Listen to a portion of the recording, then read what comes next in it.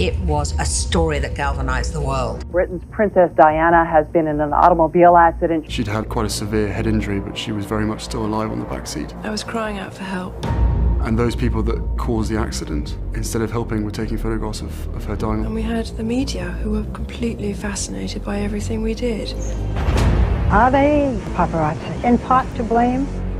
Of course they are. It was very hard for William and I, knowing that there was absolutely nothing that we could do. We must have been in just this state of shock.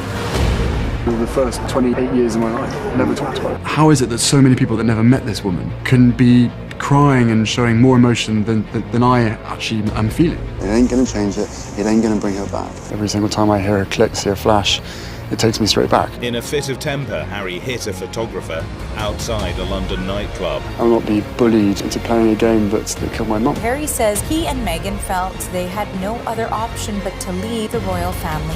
I don't want to be Prince Harry. I don't want this responsibility. Look what's happened to my mother. The death of their mother in 1997 was devastating for both boys. But was one affected more than the other? I was a typical young kid running around playing games with my brother and being told, Mommy's on the phone, Mommy's on the phone. It's like, right, okay, really want to play. And it was her speaking from Paris. How differently that conversation would have panned out if I had even the slightest inkling that her life was going to be taken that night. I have to live with that for the rest of my life, knowing that I was that 12-year-old boy wanting to get off the phone and wanting to go run around and play games rather than speak to my mum. The next morning, Harry regretted his decision when his dad gave him some devastating news. Prince Harry actually asked his father, is it true that Mummy's dead? The children couldn't understand why everything was as normal, except that a couple of hours before they'd been told that their mother had died. Disbelief, refused to accept it. At that point, I was still, I wasn't there. I was still in shock. Many people believe that the royal family was treating Diana just as they had done when she was alive. They're the most cold people on this earth. Harry's mom thought she'd found her fairy tale love when she met Prince Charles. Can you find the words to sum up how you feel today, both of you? Just delighted and happy. And I suppose in love. Of course. Whatever in love means. But she had married into a nightmare. Well, there were 3 of us in this marriage, so it was a bit crowded. Camilla was revealed as Charles's mistress. Following her messy divorce, Diana was seen as a great danger to the royal family. Charles and the Queen cut her adrift. They see me as a threat of some kind. And I'm here to do good. I'm not a destructive person. Diana had gotten so focused on trying to protect her sons that she couldn't protect herself. And she was so fed up of being chased by guys on motorbikes and in cars that she stopped the car down a side street and went running up to these guys and just shouted and screamed at them while they took photographs of her. It was very hard for William and I, knowing that there was absolutely nothing that we could do. And just thought, is this supposed to be the way that it's going to be for the rest of our life? The whole world was heartbroken by Diana's death, including her best friend, Elton John. Both of those boys are very special to me because of their mother. My heart sank when I saw those 2 boys walking behind the coffin.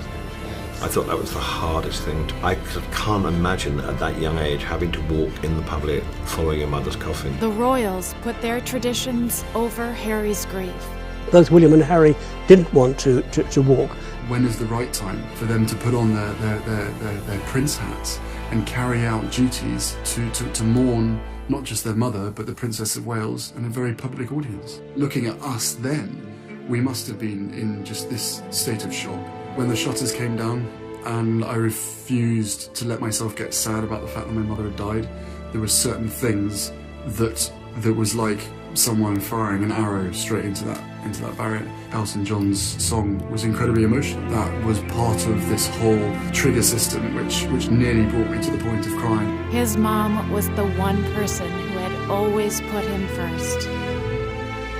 It was that love that even if she was on the other side of a room, that you, as a son, you could feel it. To myself and William, she was just the best mother ever.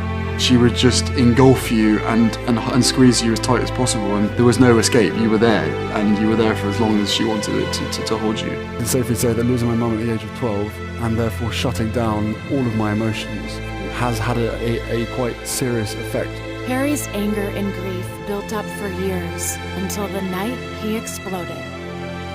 In a fit of temper, Harry hit a photographer outside a London nightclub. Every single time I hear a click, every single time I see a flash, it takes me straight back. It's the worst reminder of her life as opposed to the best. I think he could have had a lot more guidance, especially from his father. He has veered off the rails because he hasn't had the father figure there all the time when he's needed him.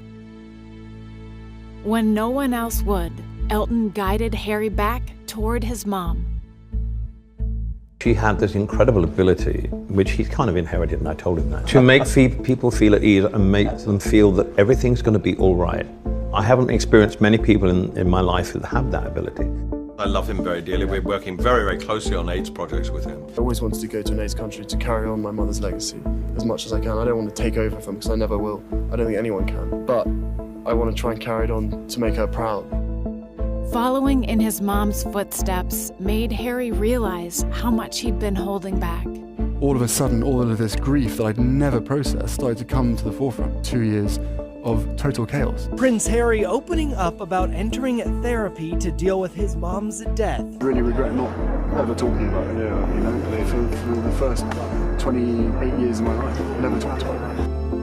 Just as Harry was facing his grief, a new love walked into his life.